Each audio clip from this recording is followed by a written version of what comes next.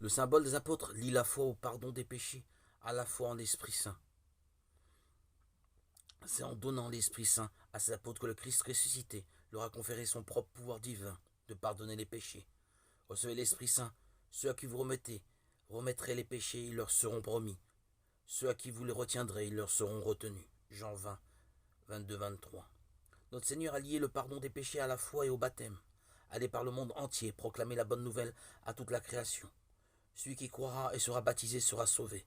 Marc 16, 15, 16. Le baptême est le premier et principal sacrement du pardon des péchés parce qu'il nous unit au Christ mort pour nos péchés, ressuscité pour notre justification, afin que nous vivions, nous aussi, dans une vie nouvelle. Romains 6, 4. Au moment où nous faisons notre première profession de foi en recevant le saint baptême qui nous purifie, le pardon que nous recevons est si plein et si entier qu'il ne nous reste absolument rien à effacer, soit de la faute originelle, soit des fautes commises par notre volonté propre, ni aucune peine à subir pour les expier. Mais néanmoins, la grâce du baptême ne délivre personne de toutes les infirmités de la nature. Au contraire, nous avons encore à combattre les mouvements de la concupiscence qui ne cessent de nous porter au mal. En ce combat, avec l'inclination au mal qui serait assez vaillant et vigilant pour éviter toute blessure du péché.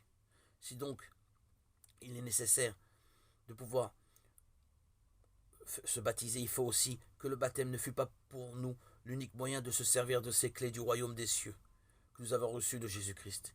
Il faut que nous soyons capables de pardonner leurs fautes à tous les pénitents quand même ils auraient péché jusqu'au dernier moment de leur vie.